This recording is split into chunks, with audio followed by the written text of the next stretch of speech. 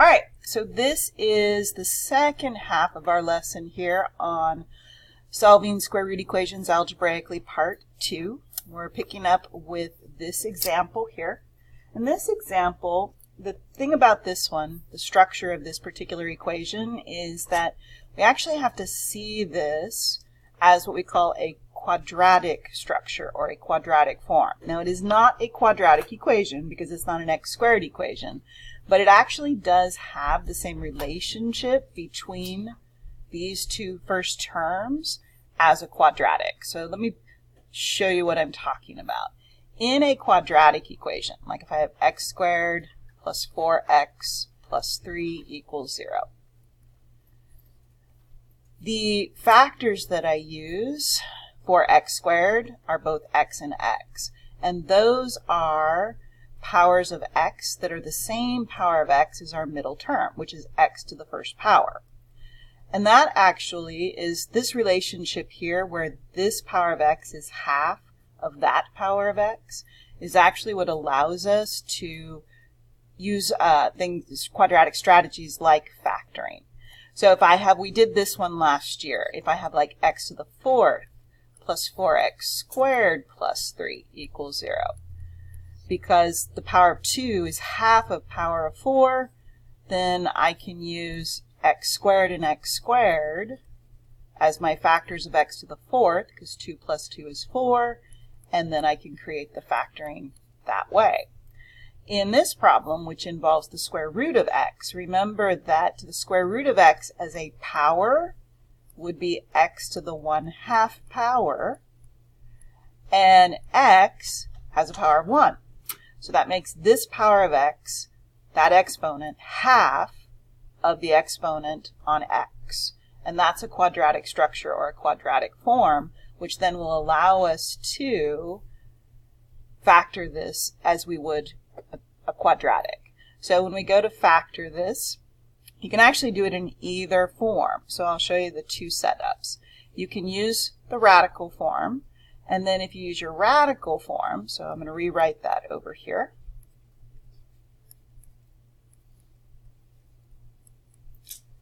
Then I would use, since the square root of x means x to the 1/2 power, my factors of x would both be square root of x and square root of x. And you can stop and think about the math here. The square root of x times the square root of x would be the square root of x squared, which would be x.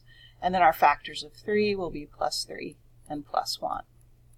So now we would use our zero product property, and we would have either the square root of x plus 3 equals 0, or the square root of x plus 1 equals 0.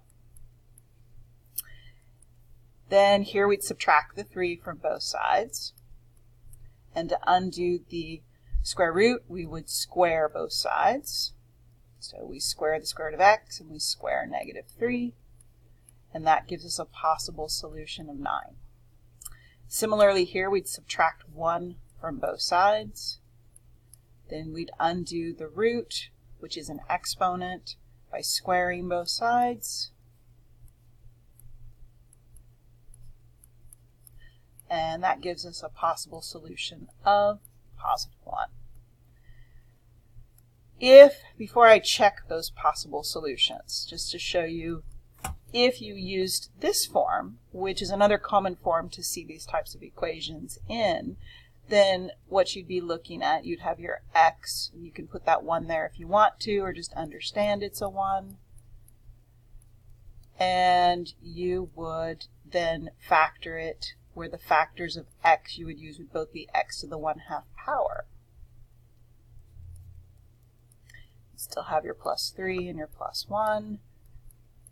Your zero product property would say either x to the 1/2 power plus 3 equals 0, or x to the 1/2 power plus 1 equals 0. The math here is basically the same as the math there, except the form of your x term is in exponent form. So you've got x to the 1/2 equals -3.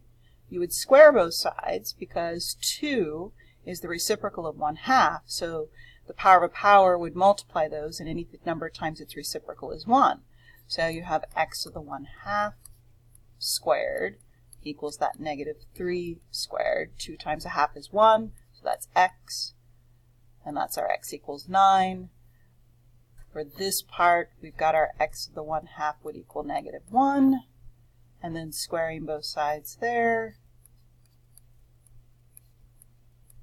Again, we have 1/2 times 2, which is 1, and that gives us x to the first power, which is x, and negative 1 squared is 1. So you get the same possible solutions either form, and you can choose whichever you prefer. It's not a big deal either way. Checking, you want to check in the original equation. And again, I've got 2 x's, so I do want to make sure, so I'm going to rewrite this for reference here down here. So I'm going to move this up a little bit, that both of these x's become the same number. So I'm looking at 9 plus 4 times the square root of 9 plus 3. Is that equal to 0? So this gives me 9. This is 4 times 3, which is 12, plus 3, and that is definitely not going to be 0. So that tells me 9 is extraneous. So looking at 1, then I'm looking at 1 plus 4 times the square root of 1 plus 3. Is that equal to 0? So I get 1. Square root of 1 is 1. 4 times 1 would be 4, so I get plus 4 plus 3.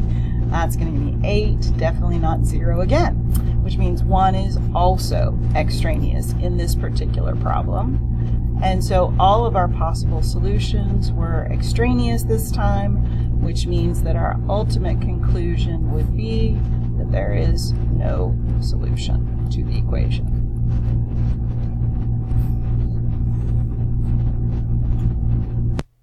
All right, so with this next example, we have this square root of x minus 2 minus 3 divided by the square root of x minus 2 equals 0. One of the things about when we get to, now that we've reached this level of algebra, use of algebra in solving equations, is that we really do want to pause and examine the structure of our equations to see, all right, what are our options based on the type of equation that we have, the components of it, and what are our options also that will hopefully make the problem as easy as possible. So for example, I have these square roots that I need to undo at some point, but I have to realize that starting by squaring both sides is not going to be helpful because I have a binomial structure here because of this subtraction. So that's not a good idea. So I need to realize, okay, well then if that's not going to be a good idea, then undoing this subtraction would be a good idea because it's going to separate these two and I'll no longer have that binomial structure. So I'm going to add 3 over the square root of x minus 2 to both sides.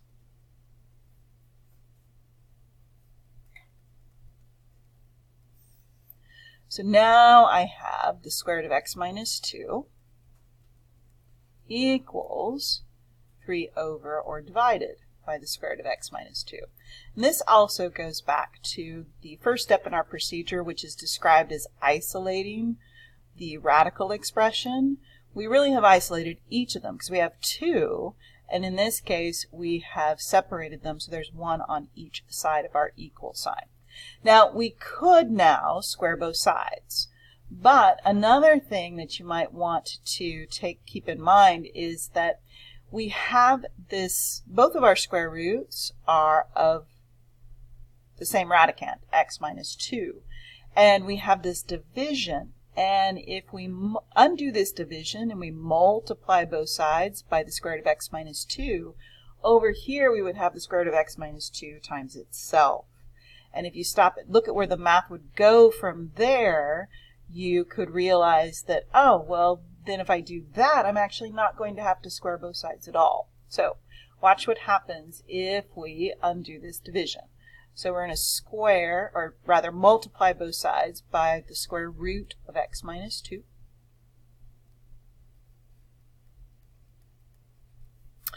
So over here, this would become a square root times a square root, remember, is a new square root. We multiply our radicands, and that would become x minus 2 quantities squared. So this structure we know, our square and square root, would undo each other. and they would cancel, leaving us with the x minus 2 only. And over here on this other side, we're both multiplying and dividing by the square root of x minus 2. So that's the same thing as taking the square root of x minus 2 divided by the square root of x minus 2, and anything divided by itself is 1. So what this gives us is simply 3 times 1, which is 3. And now we have this little simple equation, x minus 2 equals 3. We add 2 to both sides, and we get our possible solution of x equals 5. So now I'm going to take a look at the check. So in my check, I want to check in my original equation here. So I'm going to get the square root of 5 minus 2 minus 3 divided by the square root of 5 minus 2. And I want to know, is that going to equal 0? So looking at my math, this would give me the square root of 3 minus, and this would give me 3 divided by the square root of 3. And at this point, you might be inclined to say that's not equal to 0 because, well, these are different from each other. However, you have to be real careful with that when you're dealing with radical expressions in which you have this radical in your denominator. You really do need to rationalize this expression first and see what happens after that before you decide whether this is or isn't going to be 0. We rationalize this by multiplying by a ratio of 1 of the square root of 3 over the square root of 3. So what we have now here is 3 times the square root of 3. And the square root of 3 times the square root of 3, and the denominator is the square root of 9, and the square root of 9 is 3. Well, then we have this 3 out here, the structure here that makes it a factor because it's 3 times the square root of 3. So we have a common factor of 3, and 3 divided by 3 is 1. So this is really 1 times the square root of 3, which is the square root of 3, which means that combined with what we have here, we get the square root of 3 minus the square root of 3, which is 0. So actually, 5 is perfectly valid. It checks. And that is then our solution. All right, so another example to add to our notes. Here we see another equation where our roots are written in their rational exponent form. And so we have to realize that our exponent of 1/2 represents our square root. You can actually leave it in this form if you want to, or you can rewrite it in its radical form, which would be the square root of x plus 6 minus the square root 2x minus 4 equals 0. And it can be worked with similarly in either form. I'm going to use the radical form here this time. So again, I have to realize that beginning my problem by squaring both sides isn't going to be helpful because I again have this binomial structure because of the subtraction. And if I square a binomial, then I'm going to get a middle term that's going to have this messy radical that comes from the product. So what I want to do first is undo my subtraction by adding the square root of 2x minus 4 to both sides. And that will isolate each of the radicals, making the problem a lot easier. So here we have the square root of x plus 6 now equals the square root of 2x minus 4. Now squaring both sides is helpful because I'll just be squaring an individual square root on each side. So I'm going to square the square root of x plus 6. And I'm going to square the square root of 2x minus 4. So in both of these, the square and the square root undo each other. So over here we're going to get x plus 6 equals. Here we are going to get 2x minus 4.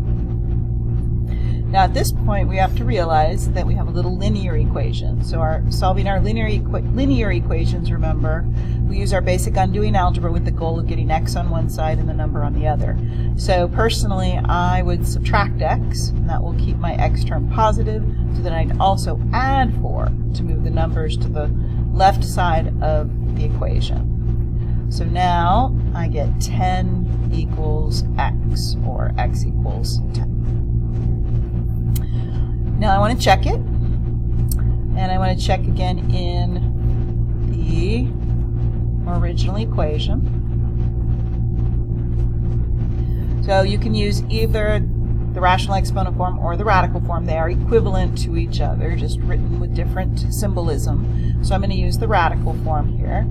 So I have the square root of 10 plus 6 minus the square root of 2 times 10 minus 4. And I want to know, is that equal to 0? So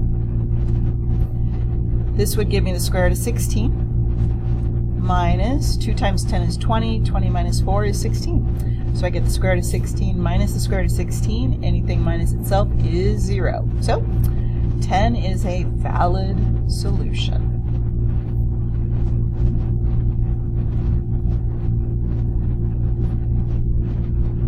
Alright, so that finishes up our examples, and you hopefully now have everything you need to complete the assignment.